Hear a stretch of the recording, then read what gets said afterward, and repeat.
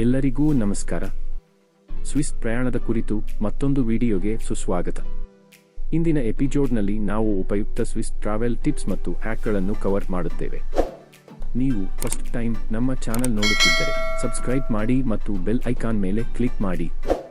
ನೀವು ವಿಶ್ವದ ಅತ್ಯಂತ ದುಬಾರಿ ದೇಶಗಳಲ್ಲಿ ಒಂದಕ್ಕೆ ಟ್ರಾವೆಲ್ ಮಾಡುತ್ತಿದ್ದೀರಿ ಎಂಬುದನ್ನು ನೆನಪಿಡಿ. ಎಲ್ಲವೂ ದುಬಾರಿಯಾಗಿದೆ ಮತ್ತು ಹೌದು, ನೀವು ಎಷ್ಟು ಬಜೆಟ್ ಟಿಪ್ಸ್ ಬಳಸಿದರೂ ಇತರ ದೇಶಗಳಲ್ಲಿ ನೀವು ನಿರೀಕ್ಷಿಸುವುದಕ್ಕಿಂತ ಇದು ಇನ್ನೂ ಹೆಚ್ಚು ದುಬಾರಿಯಾಗಿದೆ. ಸ್ವಿಟ್ಜರ್ಲೆಂಡ್ಗೆ ನಿಮ್ಮ ಟ್ರಾವೆಲ್ ಪ್ಲಾನ್ ಮಾಡುವಾಗ ಇದನ್ನು ನೆನಪಿನಲ್ಲಿಡಿ. ವಿಸ್ತೀರ್ಣದಲ್ಲಿ ಅದರ ಸಣ್ಣ ಗಾತ್ರದ ಹೊರತಾಗಿಯೂ ಸ್ವಿಟ್ಜರ್ಲೆಂಡ್ನ ಸ್ವಂತ ಕರೆನ್ಸಿ ಸ್ವಿಸ್ ಫ್ರಾನ್ಸ್ ಯುರೋದಿಂದ ಡಿಫರೆಂಟ್. ಕೆಲವು ಸ್ಥಳಗಳು ಯುರೋಗಳನ್ನು ಸ್ವೀಕರಿಸಬಹುದಾರು ಕನ್ವರ್ಷನ್ ರೇಟ್ ಸಾಮಾನ್ಯವಾಗಿ ಅಧಿಕವಾಗಿರುತ್ತದೆ.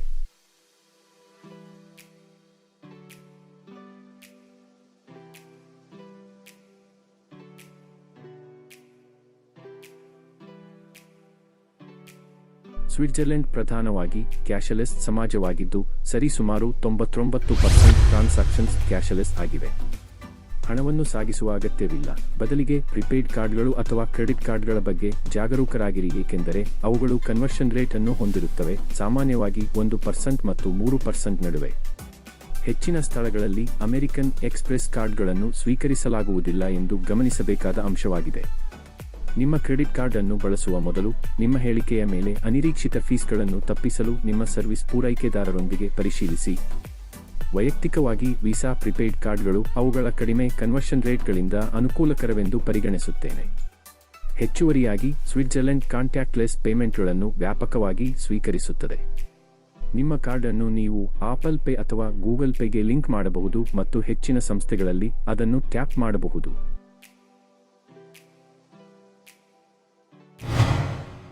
ಸ್ವಿಟ್ಜರ್ಲೆಂಡ್ ಯುರೋಪಿಯನ್ ಒಕ್ಕೂಟದ ಮೆಂಬರ್ ಅಲ್ಲದಿದ್ದರೂ ಇದು ಶೆಂಗೆನ್ ಪ್ರದೇಶದ ಒಂದು ಭಾಗವಾಗಿದೆ. ಯಾವುದೇ ಯುರೋಪಿಯನ್ ದೇಶಕ್ಕೆ ನಿಮ್ಮ ಭೇಟಿಗಾಗಿ ಶೆಂಗೆನ್ ವೀಸಾ ನಿಮಗೆ ಸ್ವಿಟ್ಜರ್ಲೆಂಡ್ಗೆ ಎಂಟ್ರಿಯನ್ನು ನೀಡುತ್ತದೆ. ಮ್ಯಾಕ್ಸಿಮಮ್ 90 ದಿನಗಳು ನೀವು ಸ್ಟೇ ಮಾಡುವುದಕ್ಕೆ ಅವಕಾಶ. ಸಂಭಾವ್ಯ ವೀಸಾ ಸಮಸ್ಯೆಗಳನ್ನು ತಡೆಗಟ್ಟಲು ಓವರ್ಸ್ಟೇ ಅನ್ನು ತಪ್ಪಿಸುವುದು ಮುಖ್ಯ. ಓವರ್ಸ್ಟೇ ಭವಿಷ್ಯದಲ್ಲಿ ಶೆಂಗನ್ ದೇಶಗಳಿಗೆ ಎಂಟ್ರಿಯನ್ನು ತಡೆಯುತ್ತದೆ. ನಿಮ್ಮ ಪಾಸ್ಪೋರ್ಟ್ ಕನಿಷ್ಠ 6 ತಿಂಗಳ ಅವಧಿಯನ್ನು ಹೊಂದಿದೆ ಎಂದು ಖಚಿತಪಡಿಸಿಕೊಳ್ಳಿ. ನೀವು ಯುಎಸ್ ಪಾಸ್ಪೋರ್ಟ್ ಹೊಂದಿದ್ದರೆ ವೀಸಾ ಅಗತ್ಯತೆಗಳಿಂದ ವಿನಾಯಿತಿ ಹೊಂದಿರುತ್ತೀರಿ ಮತ್ತು ನಿಮ್ಮ ಸ್ಟೇ ಅವಧಿಯ ಮೇಲೆ ಯಾವುದೇ ನಿರ್ದಿಷ್ಟ ಲಿಮಿಟೇಷನ್ಗಳಿಲ್ಲ. ಆದಾಗ್ಯೂ ಲಾಸ್ ಮತ್ತು ರೆಗ್ಯುಲೇಷನ್ಸ್ಗಳು ಯಾವುದೇ ಸಮಯದಲ್ಲಿ ಚೇಂಜ್ ಆಗಬಹುದು ಎಂದು ಇಮಿಗ್ರೇಷನ್ ವೆಬ್ಸೈಟ್ ಅನ್ನು ನಿಯಮಿತವಾಗಿ ಚೆಕ್ ಮಾಡುವುದು ಸೂಕ್ತ. ನಿಮ್ಮ ಸ್ವಿಸ್ ಟ್ರಾವೆಲ್ಗೆ ಎಸ್ಬಿಬಿ ಅಪ್ಲಿಕೇಶನ್ ಅತ್ಯಗತ್ಯವಾಗಿರುತ್ತದೆ. ಸ್ವಿಟ್ಜರ್ಲೆಂಡ್ನಾದ್ಯಂತ ನಿಮ್ಮ ಟ್ರಾನ್ಸ್ಪೋರ್ಟ್ ಅಗತ್ಯಗಳಿಗಾಗಿ ಆಲ್-ಇನ್-ಒನ್ ಟ್ರಾವೆಲ್ ಸಂಗಾತಿ ಹೆಚ್ಚುವರಿಯಾಗಿ ವಿಟಿಒ ಅಪ್ಲಿಕೇಶನ್ ನಂಬಿಕೆಯ ವೆದರ್ ಮುನ್ಸೂಚನೆಯನ್ನು ಒದಗಿಸುತ್ತದೆ. ಮೊಬೈಲ್ಗಳಲ್ಲಿ ಪ್ರದರ್ಶಿಸಲಾದ ವೆದರ್ ವರದಿಗಳು ನಂಬಿಕಾರ್ಹವಾಗಿರುವುದಿಲ್ಲ ಎಂಬುದನ್ನು ಗಮನಿಸಿ. ಆದ್ದರಿಂದ ಎಕ್ಸಾಕ್ಟ್ ಮಾಹಿತಿಗಾಗಿ ವಿಟಿಒ ಅಪ್ಲಿಕೇಶನ್ ಅನ್ನು ಬಳಸುವುದು ಸೂಕ್ತ. ವಿಟಿಒ ಸ್ವಿಸ್ ವೆಬ್ಸೈಟ್ನಲ್ಲಿ ನಿಮಗೆ ವಿವರವಾದ ವೆದರ್ ಮಾಹಿತಿ ಸಿಗುವುದು.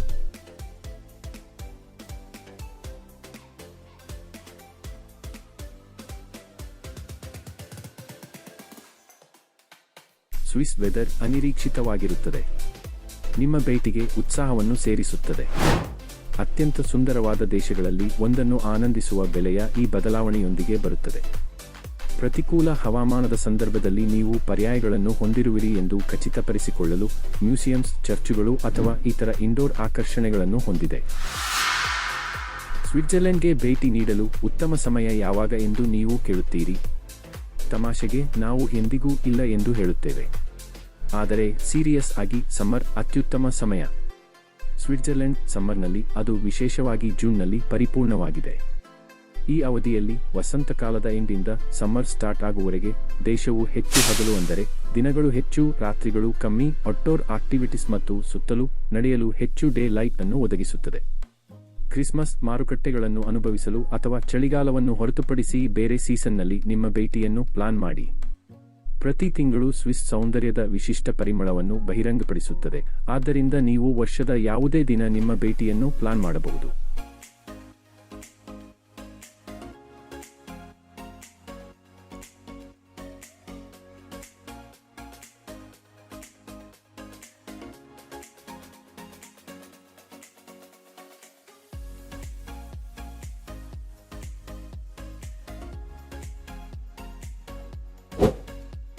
ನಾನು ಸಿಟಿ ಪಾಸ್ಗಳನ್ನು ಶಿಫಾರಸು ಮಾಡದಿದ್ದರೂ ನೀವು ಸಿಟಿಯಲ್ಲಿ 2 ಅಥವಾ 3 ದಿನಗಳವರೆಗೆ ಇರಲು ಪ್ಲಾನ್ ಮಾಡಿದರೆ ಮಾತ್ರ ಅವು ಉಪಯುಕ್ತವಾಗುತ್ತದೆ. ನೀವು ಸ್ವಿಟ್ಜರ್ಲೆಂಡ್ನ ಹಲವಾರು ಸಿಟಿಗಳಿಗೆ ಟ್ರಾವೆಲ್ ಮಾಡುತ್ತಿದ್ದೀರಿ ಎಂದು ಅಂದುಕೊಳ್ಳೋಣ. ಪಾಸ್ಗಳಿಗಾಗಿ ಪ್ರತ್ಯೇಕ ಸಿಟಿ ವೆಬ್ಸೈಟ್ಗಳನ್ನು ಚೆಕ್ ಮಾಡುವುದು ಮುಖ್ಯ. ಈ ಸಿಟಿ ಪಾಸ್ ವೆಬ್ಸೈಟ್ಗಳನ್ನು ಸರ್ಚ್ ಮಾಡುವ ಪ್ರಯೋಜನವೆಂದರೆ ನಿಮಗೆ ಉತ್ತಮ ಮಾಹಿತಿಯುಳ್ಳ ಟ್ರಾವೆಲ್ ಅನ್ನು ವಿನ್ಯಾಸಗೊಳಿಸಲು ಸಹಾಯ ಮಾಡಲು ಟಿಪ್ಸ್ಗಳನ್ನು ನೀಡುತ್ತವೆ. ಸ್ವಿಟ್ಜರ್ಲೆಂಡ್ನಲ್ಲಿ power socket type J.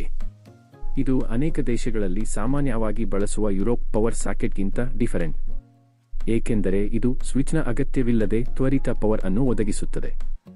Good news ಎಂದರೆ ಹೆಚ್ಚಿನ ಸಾರ್ವತ್ರಿಕ ಅಡಾಪ್ಟರ್ಗಳು ಸ್ವಿಟ್ಜರ್ಲೆಂಡ್ನಲ್ಲಿ ಮನಬಂದಂತೆ ಕೆಲಸ ಮಾಡುತ್ತವೆ. ನಾನು ಯಾವುದೇ ಪ್ರಾಬ್ಲಮ್ ಅನ್ನು ಎದುರಿಸದೆ 10ಕ್ಕೂ ಹೆಚ್ಚು ದೇಶಗಳಲ್ಲಿ ವೈಯಕ್ತಿಕವಾಗಿ ಬಳಸಿದ್ದೇನೆ.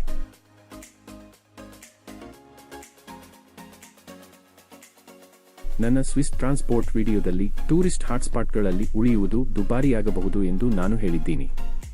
ಕಡಿಮೆ ತಿಳಿದಿರುವ ಟೌನ್ ಅಥವಾ ಹಳ್ಳಿಗಳಲ್ಲಿ 1 ಗಂಟೆಯ ಡ್ರೈವ್ ವ್ಯಾಪ್ತಿಯೊಳಗೆ ವಸತಿಗಳನ್ನು ಹುಡುಕಿ. ನನ್ನ ಪಬ್ಲಿಕ್ ಟ್ರಾನ್ಸ್ಪೋರ್ಟ್ ವಿಡಿಯೋದ ಲಿಂಕ್ ಅನ್ನು ಡಿಸ್ಕ್ರಿಪ್ಷನ್ನಲ್ಲಿ ನೋಡಬಹುದು. ಆ ವಿಡಿಯೋದಲ್ಲಿ ನಾನು ಹಾಫ್ ಪ್ರೈಸ್ ಮತ್ತು ಬುಕಿಂಗ್ಗೆ ಉತ್ತಮ 1 ಬಾರಿ ಭೇಟಿ ನೀಡು ಯೋಜನೆಯಲ್ಲಿದ್ದರೆ ಮತ್ತು ನೀವು ವರ್ಷದಲ್ಲಿ ಹಲವು ಬಾರಿ ಭೇಟಿ ನೀಡುವ ಸಾಧ್ಯತೆ ಇಲ್ಲದಿದ್ದರೆ ನಿಮ್ಮ ಬಜೆಟ್ ಮತ್ತು ದಿನಾಂಕಗಳಿಗೆ ಸರಿಹೊಂದುವಂತೆ ಹಾಫ್ ಪ್ರೈಸ್ ಟಿಕೆಟ್ ಆಯ್ಕೆಗಳಿವೆ.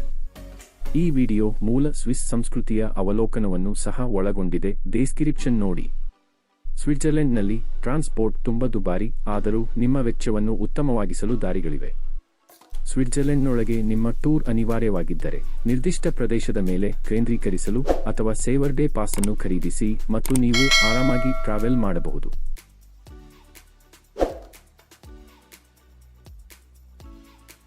ನೀವು ಹಲವಾರು ಯುರೋಪಿಯನ್ ದೇಶಗಳಿಗೆ ಭೇಟಿ ನೀಡಲು ಬಯಸಿದರೆ ಯುರೋ ಪಾಸ್ ಅನ್ನು ಪಡೆಯಬಹುದು. ಪ್ರತಿ ದೇಶಕ್ಕೂ ಪ್ರತ್ಯೇಕ ಟಿಕೆಟ್ಗಳನ್ನು ಖರೀದಿಸುವ ಅಗತ್ಯವಿಲ್ಲ. ನೀವು ಭೇಟಿ ಮಾಡಲು ಪ್ಲಾನ್ ಮಾಡಿರುವ ದೇಶಗಳು ಮತ್ತು ನಿಮ್ಮ ಸ್ಟೇ ಅವಧಿಯನ್ನು ಆಧರಿಸಿ ಯುರೋಪಾಸ್ಗಳಲ್ಲಿ ಆಕರ್ಷಕ ಕೊಡುಗೆಗಳನ್ನು ನೀವು ಕಾಣಬಹುದು. ಪಬ್ಲಿಕ್ ಟ್ರಾನ್ಸ್ಪೋರ್ಟ್ನಲ್ಲಿ ತಡೆರಹಿತ ಅನುಭವಕ್ಕಾಗಿ ಸಮಯಪಾಲನೆ ಮುಖ್ಯ, ಏಕೆಂದರೆ ಸ್ವಿಸ್ ರೈಲುಗಳು ತಮ್ಮ ದಕ್ಷತೆಗೆ ಹೆಸರುವಾಸಿ. ಸಿಟಿ ಅಥವಾ ಡೈಲಿ ಪಾಸ್ಗಳು ಕಾರ್ಗ್ವೀಲ್ ಮಾರ್ಗಗಳು, ಕೇಬಲ್ ಕಾರ್ಗಳು ಮತ್ತು ಕೆಲವು ಆಕರ್ಷಣೆಗಳಂತಹ ಕೆಲವು ಮಾರ್ಗಗಳನ್ನು ಒಳಗೊಂಡಿರುವುದಿಲ್ಲ, ಏಕೆಂದರೆ ಇವುಗಳನ್ನು ಹೆಚ್ಚಾಗಿ ಪ್ರೈವೇಟ್ ಕಂಪನಿಗಳು ನಿರ್ವಹಿಸುತ್ತವೆ. ನಿಮ್ಮ ಪಾಸ್ ನಿಮಗೆ ಪೂರ್ವ ಎಂಟ್ರಿ ಅನ್ನು ನೀಡುತ್ತದೆ ಎಂಬುದನ್ನು ಖಚಿತಪಡಿಸಿಕೊಳ್ಳಲು ನಿರ್ದಿಷ್ಟ ಸ್ಥಳಕ್ಕೆ ಹೋಗುವ ಮೊದಲು ಕಂಪನಿಯ ವೆಬ್ಸೈಟ್ ಅನ್ನು ಚೆಕ್ ಮಾಡುವುದು ಒಳ್ಳೆಯದು. ಸ್ವಿಟ್ಜರ್ಲೆಂಡ್ನಲ್ಲಿರುವ ಅನೇಕ ಟೂರಿಸ್ಟ್ ಆಕರ್ಷಣೆಗಳು ವೆಬ್ಕ್ಯಾಮ್ ಸೇವೆಗಳನ್ನು ಒದಗಿಸುತ್ತವೆ. ನಿಜವಾದ ಸೈಟ್ನಿಂದ ಲೈವ್ ಸ್ಟ್ರೀಮಿಂಗ್ ವೆದರ್ ಪರಿಸ್ಥಿತಿಗಳನ್ನು ತಿಳಿಯಲು ವೆದರ್ ಅಪ್ಲಿಕೇಶನ್ ಮತ್ತು ವೆಬ್ಕ್ಯಾಮ್ಗಳನ್ನು ಬಳಸಿ. ನಿಮ್ಮ ಭೇಟಿಯನ್ನು ಪ್ಲಾನ ಮಾಡುವಾಗ ಯೂಟ್ಯೂಬ್ ವಿಡಿಯೋಗಳನ್ನು ಅವಲಂಬಿಸಬೇಡಿ. ಟೂರಿಸ್ಟ್ ವೆಬ್ಸೈಟ್ಗಳು ಮತ್ತು ನಿಮ್ಮ ಸ್ವಂತ ಸಂಶೋಧನೆ ನಡೆಸಿ. ಮುಂಚೆನೇ ಓಪನಿಂಗ್ ಟೈಮ್, ಎಂಟ್ರಿ ಮತ್ತು ಇತರ ಅಗತ್ಯ ಮಾಹಿತಿಯನ್ನು ಚೆಕ್ ಮಾಡಿ. ಸ್ವಿಟ್ಜರ್ಲೆಂಡ್ನಲ್ಲಿ ಹೊರಗಡೆ ತಿನ್ನುವುದು ದುಬಾರಿಯಾಗಬಹುದು ಮತ್ತು ಟಿಪ್ಪಿಂಗ್ ಸಾಮಾನ್ಯವಲ್ಲ ಎಂದು ತಿಳಿದಿರಲಿ. ಕೆಲವು ಸ್ಥಳಗಳು ಟಿಪ್ಪಿಂಗ್ಗಾಗಿ ನಿರ್ದಿಷ್ಟ ಬೌಲ್ ಅನ್ನು ಹೊಂದಿರಬಹುದು, ಆದರೆ ಅದು ರೂಢಿಯಲ್ಲ. ವೆಚ್ಚವನ್ನು ಕಡಿಮೆ ಮಾಡಲು ಕಿಚನ್ ಹೊಂದಿರುವ ಹೋಟೆಲ್ ರೂಮ್ಗಳನ್ನು ಸೆಲೆಕ್ಟ್ ಮಾಡಿ. ಮೈಕ್ರೋಸ್, ಕೋಪ್, ಲಿಡ್ಲ್, ಅಲ್ಡಿ ಅಥವಾ ಟೆನ್ನರ್ಸ್ನಂತಹ ಸ್ಟೋರ್ಗಳಿಂದ ಸುಲಭವಾಗಿ ಖರೀದಿಸಬಹುದು. ನಾನು ಟೆನ್ನರ್, ಅಲ್ಡಿ ಮತ್ತು ಲಿಡ್ಲ್ ಅನ್ನು ಆದ್ಯತೆ ನೀಡುತ್ತೇನೆ, ಏಕೆಂದರೆ ಇದು ಮೈಕ್ರೋಸ್ ಮತ್ತು ಕೋಪ್ಗಿಂತ ಕಡಿಮೆ.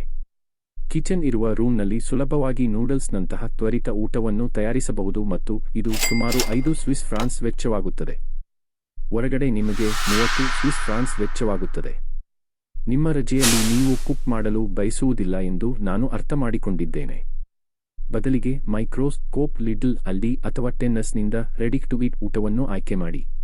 ಸ್ವಿಸ್ ಸ್ಥಳೀಯ ರೆಸ್ಟಾರೆಂಟ್ಗಳನ್ನು ತಪ್ಪಿಸಲು ನಾನು ಟಿಪ್ಸ್ ನೀಡುತ್ತಿಲ್ಲ. ಈ ಟಿಪ್ಸ್ಗಳು ನಿಮ್ಮ ಹೆಚ್ಚು ವೆಚ್ಚವನ್ನು ಕಮ್ಮಿ ಮಾಡಲು ಸಹಾಯವಾಗುತ್ತದೆ.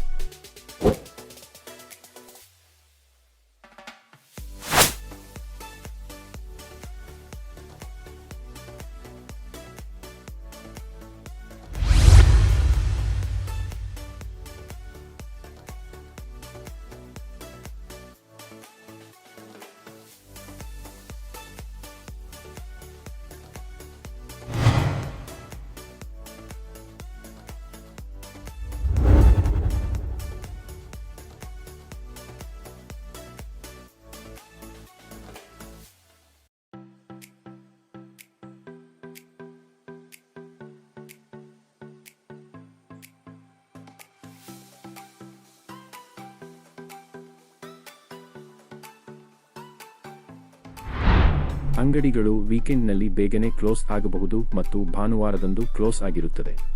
ಆದ್ದರಿಂದ ಆಶ್ಚರ್ಯವನ್ನು ತಪ್ಪಿಸಲು ಟೈಮಿಂಗ್ ಚೆಕ್ ಮಾಡಿ. ನಿಮ್ಮ ಬಜೆಟ್ ತಕ್ಕ ವಿವಿಧ ಕಬಾಬ್ ಅಂಗಡಿಗಳು ಆಯ್ಕೆಯಾಗಿರಬಹುದು. ಇವುಗಳು ಟ್ರಾವೆಲ್ ಮಾಡುವಾಗ ಅನುಕೂಲಕರವಾದ ಊಟ ಅಥವಾ ಕುಳಿತುಕೊಳ್ಳುವ ಊಟದ ಆಯ್ಕೆಗಳನ್ನು ನೀಡುತ್ತವೆ. ಈ ಆಯ್ಕೆಯು ಊಟಕ್ಕೆ ಪರಿಪೂರ್ಣವಾಗಿದೆ ಎಂದು ನಾನು ಕಂಡುಕೊಂಡಿದ್ದೇನೆ. ಅಲ್ಲದೆ ಮೆಕ್ಡೊನಾಲ್ಡ್ಸ್, ಬರ್ಗರ್ ಕಿಂಗ್ ಮತ್ತು KFCಯಂತಹ ಸ್ವಿಸ್ ರೆಸ್ಟೋರೆಂಟ್ಗಳು ಸ್ಥಳೀಯ ರೆಸ್ಟೋರೆಂಟ್ಗಳಿಗಿಂತ ಸ್ವಲ್ಪ ಕಮ್ಮಿ.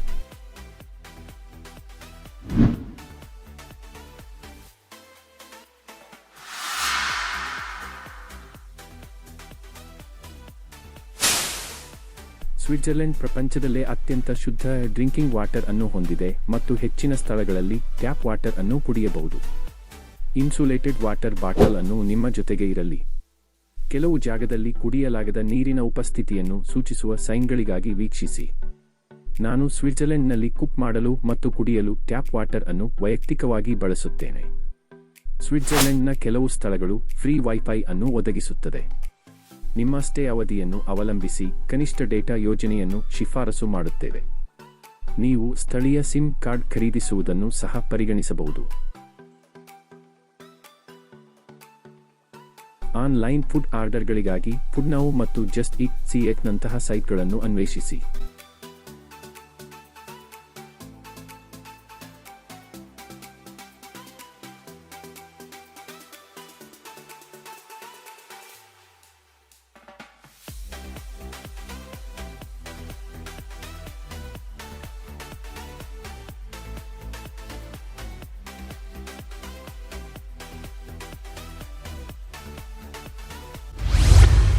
ಸ್ವಿಟ್ಜರ್ಲೆಂಡ್ನಲ್ಲಿರುವ ಎಲ್ಲಾ ಪಬ್ಲಿಕ್ ಟಾಯ್ಲೆಟ್ಗಳು ಫ್ರೀ ಅಲ್ಲ. ಕೆಲವು ಸ್ಥಳಗಳಲ್ಲಿ ಚಾರ್ಜಸ್ ಇರುವುದು. ಕೆಲವು ಟಾಯ್ಲೆಟ್ಗಳು ಕಾರ್ಡ್ಗಳನ್ನು ಸ್ವೀಕರಿಸುತ್ತವೆ, ಕೆಲವು ಸ್ವೀಕರಿಸುವುದಿಲ್ಲ. ಹೆಚ್ಚುವರಿಯಾಗಿ, ಕೆಲವು ಸ್ಥಳಗಳಲ್ಲಿ ಯುರೋಗಳನ್ನು ಸ್ವೀಕರಿಸಲಾಗುತ್ತದೆ ಮತ್ತು ಇತರರಲ್ಲಿ ಇಲ್ಲದಿರಬಹುದು. ಅರ್ಜೆಂಟ್ ಅಗತ್ಯಗಳ ತೊಂದರೆಯನ್ನು ತಪ್ಪಿಸಲು ಒಂದು ಸ್ವಿಸ್ ಫ್ರಾನ್ಸ್ ಅಥವಾ 2 ಸ್ವಿಸ್ ಫ್ರಾನ್ಸ್ ಕೈಯಲ್ಲಿ ಇರುವುದು ಒಳ್ಳೆಯದು.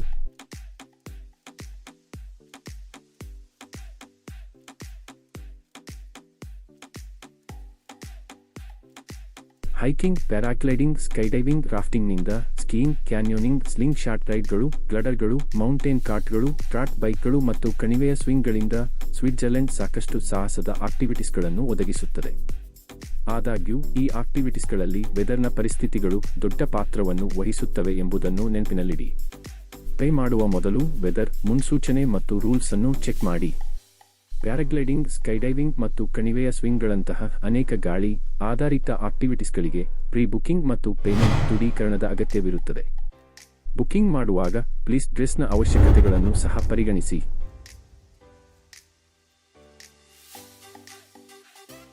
ಸ್ವಿಟ್ಜರ್ಲೆಂಡ್ ಸಾಹಸಮಯ ಮನೋಭಾವ ಮತ್ತು ಕಟ್ಟುನಿಟ್ಟಾದ ಸೇಫ್ಟಿ ಮಾನದಂಡಗಳಿಗೆ ಹೆಸರುವಾಸಿ. ಉತ್ತಮ ಟ್ರೈನಡ್ ಕೋಚಸ್ಗಳೊಂದಿಗೆ ಅನೇಕ ರೋಮಾಂಚಕ ಆಕ್ಟಿವಿಟೀಸ್ಗಳನ್ನು ನೀಡುತ್ತದೆ. ನಾನು ವೈಯಕ್ತಿಕವಾಗಿ ಸ್ವಿಟ್ಜರ್ಲೆಂಡ್ನಲ್ಲಿ ಪ್ಯಾರಾಗ್ಲೈಡಿಂಗ್ ಅನ್ನು ಅನುಭವಿಸಿದ್ದೇನೆ. ಇದು ಮರೆಯಲಾಗದ ಸಾಹಸ. 180 ಸ್ವಿಸ್ ಫ್ರಾನ್ಸ್ ವೆಚ್ಚವಾಗಿದೆ. ಹೆಚ್ಚಿನ ವಿವರಗಳಿಗಾಗಿ ಡಿಸ್ಕ್ರಿಪ್ಷನ್ನಲ್ಲಿ ಕೊಟ್ಟಿರುವ ಲಿಂಕ್ ಅನ್ನು ನೋಡಿ.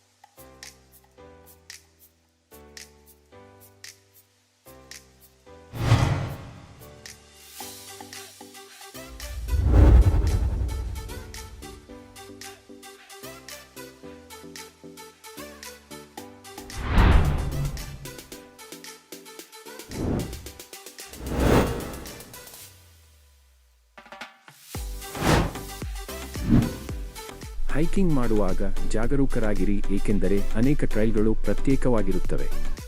ನೆಟ್ವರ್ಕ್ ವ್ಯಾಪ್ತಿಯ ಕೊರತೆ ಮತ್ತು ಟ್ರಯಲ್ ಸೈನ್ ಅರ್ಥಮಾಡಿಕೊಳ್ಳಲು ಕಷ್ಟವಾಗುತ್ತದೆ. ನಿಮ್ಮ ಸೇಫ್ಟಿಗೆ ನೀವೇ ಜವಾಬ್ದಾರರು. ಗಟ್ಟಿಮುಟ್ಟಾದ ಬೂಟುಗಳು, ವಿಶ್ವಾಸಾರ್ಹ ಜಾಕೆಟ್ ಮತ್ತು ಅಂಬ್ರೆಲಾ ಹೊಂದಿರಬೇಕು. ವೆದರ್ ಪರಿಸ್ಥಿತಿಗಳನ್ನು ಲೆಕ್ಕಿಸದೆ ನಾನು ಯಾವಾಗಲೂ ನನ್ನ ಬಳಿ ಇರುತ್ತದೆ. ಜಾಕೆಟ್ ಇದ್ದರೂ ಸಹ ನಿಮ್ಮ ಸೇಫ್ಟಿಗೆ ಥರ್ಮಲ್ ಲೇಯರ್ಗಳನ್ನು ಧರಿಸಲು ಮರೆಯಬೇಡಿ ಮತ್ತು ಆಲ್ಪ್ಸ್ ಶಿಖರಗಳನ್ನು ಅನ್ವೇಷಿಸಲು ಉತ್ತಮ ಗುಣಮಟ್ಟದ ಹ್ಯಾಂಡ್ ಗ್ಲೌಸ್ಗಳನ್ನು ಧರಿಸಿ.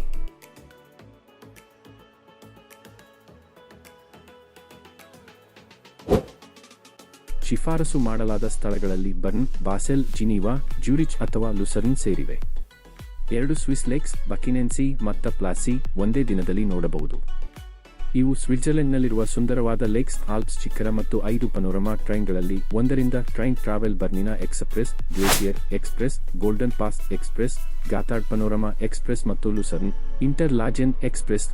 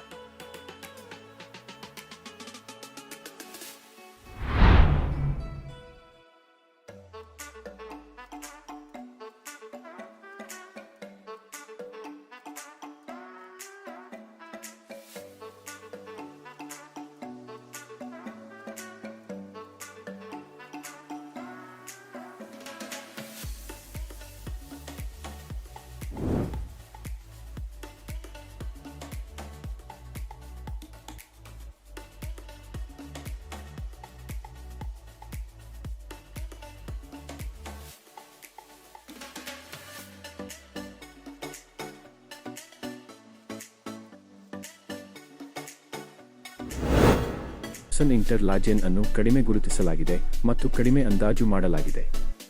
ನಿಮ್ಮ ಸೇವರ್ ಡೇ ಪಾಸ್ ಈ ಟ್ರೈನ್ ಪ್ರೈಸ್ ಅನ್ನು ಒಳಗೊಂಡಿರುತ್ತದೆ ಮತ್ತು ಇತರ 4 ಟ್ರೈನ್ಗಳಂತೆ ಇದಕ್ಕಾಗಿ ಪ್ರತ್ಯೇಕ ಟಿಕೆಟ್ ಖರೀದಿಸುವ ಅಗತ್ಯವಿಲ್ಲ. ನಿಮ್ಮ ಸೇವರ್ ಡೇ ಪಾಸ್ನ ಸಂಪೂರ್ಣ ಒಳಕೆಯನ್ನು ಅನ್ವೇಷಿಸಿ. ರಿಗಿ ಲಗುನ್ನ ಶಿಖರಕ್ಕೆ ಕಾಗ್ವಿಲ್ ಟ್ರೈನ್ ಟ್ರಾವೆಲ್ ಮಾಡಿ. ಸೇವರ್ ಡೇ ಪಾಸ್ ಹೆಚ್ಚುವರಿ ಟಿಕೆಟ್ನ ಅಗತ್ಯವಿಲ್ಲದೆ ಈ ಕಾಗ್ವಿಲ್ ಟ್ರೈನ್ ವೆಚ್ಚವನ್ನು ಒಳಗೊಂಡಿರುತ್ತದೆ. ತಡೆರಹಿತ ಮತ್ತು ವೆಚ್ಚ ಪರಿಣಾಮಕಾರಿ ಅನುಭವವನ್ನು ಖಾತ್ರಿಪಡಿಸುತ್ತದೆ.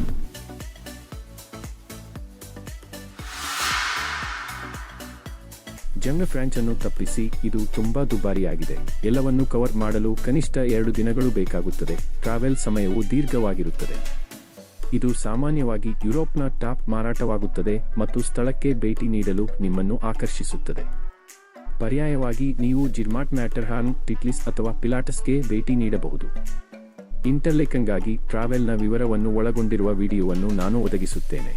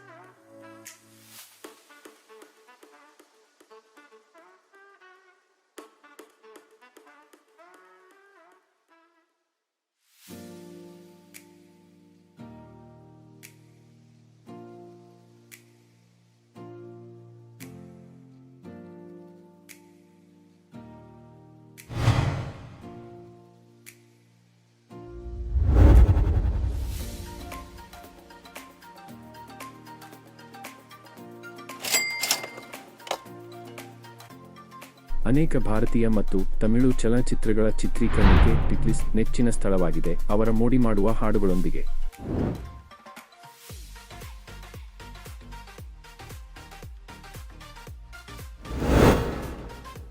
ಟೂರಿಸ್ಟ್ ಆಗಿ ಸ್ವಿಟ್ಜರ್ಲೆಂಡ್ಗೆ 4 ದಿನಗಳು ಟ್ರಿಪ್ಗಾಗಿ ಬಜೆಟ್ನ ಅಗತ್ಯತೆಗಳನ್ನು ನೋಡೋಣ.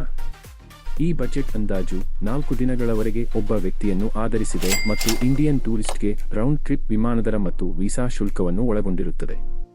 ಇಂತಹ ಟ್ರಿಪ್ ಅಂದಾಜು ವೆಚ್ಚ ಟಿಕೆಟ್ ಮತ್ತು ವೀಸಾ ವೆಚ್ಚ ಸೇರಿದಂತೆ ಸುಮಾರು 2,50,000.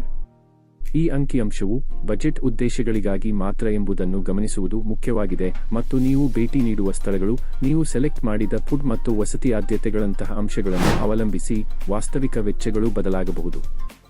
ಇಲ್ಲಿದೆ ಹೆಲ್ಪ್ಫುಲ್ ಟಿಪ್ಸ್. ಮಿಡ್ ವೀಕ್ ಫ್ಲೈಟ್ಗಳು, ವಿಶೇಷವಾಗಿ ವೆಡ್ನೆಸ್ಡೇ ಎಂದು ಹೆಚ್ಚು ಬಜೆಟ್ ಸ್ನೇಹಿಯಾಗಿದೆ.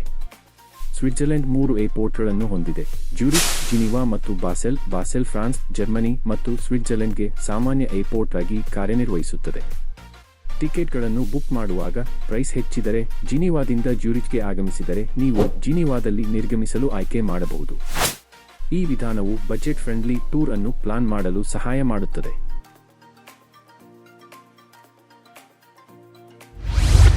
ಸೇಫ್ಟಿ ಕಾಳಜಿಗಳಿಗೆ ಸಂಬಂಧಿಸಿದಂತೆ, ನೀವು ವಿಶ್ವದ ಸೇಫೆಸ್ಟ್ ದೇಶಗಳಲ್ಲಿ ಒಂದನ್ನು ಭೇಟಿ ಮಾಡುತ್ತಿದ್ದೀರಿ ಎಂದು ಖಚಿತವಾಗಿರಿ. ಸ್ವಿಟ್ಜರ್ಲೆಂಡ್ನಲ್ಲಿ ನೀವು ಅದ್ಭುತ ಮತ್ತು ಮರೆಯಲಾಗದ ಅನುಭವವನ್ನು ಹೊಂದಿದ್ದೀರಿ ಎಂದು ನಾನು ಭಾವಿಸುತ್ತೇನೆ. ಟೂರಿಸ್ಟ್ ಆಗಿ ಸ್ವಿಟ್ಜರ್ಲೆಂಡ್ಗೆ ನಿಮ್ಮ ಭೇಟಿಯು ನಿಜವಾಗಿಯೂ ಸ್ಮರಣೀಯ ಅನುಭವವಾಗಿದೆ ಎಂದು ಖಚಿತಪಡಿಸಿಕೊಳ್ಳಲು ಅಗತ್ಯವಿರುವ ಎಲ್ಲಾ ಟಿಪ್ಸ್ಗಳನ್ನು ನಾನು ಒದಗಿಸಿದ್ದೇನೆ ಎಂದು ನಾನು ಭಾವಿಸುತ್ತೇನೆ. ಸ್ವಿಟ್ಜರ್ಲೆಂಡ್ಗೆ ಮರೆಯಲಾಗದ ಟೂರ್ ಮಾಡಿ. ಈ ವಿಡಿಯೋ ನಿಮಗೆ ಸಹಾಯವಾಗಿದ್ದಲ್ಲಿ ಲೈಕ್, ಶೇರ್ ಮತ್ತು ಸಬ್ಸ್ಕ್ರೈಬ್ ಮಾಡಿ. ಮುಂದಿನ ವಿಡಿಯೋದಲ್ಲಿ ನಿಮ್ಮನ್ನು ಭೇಟಿ ಮಾಡುವೆ. ಧನ್ಯವಾದಗಳು.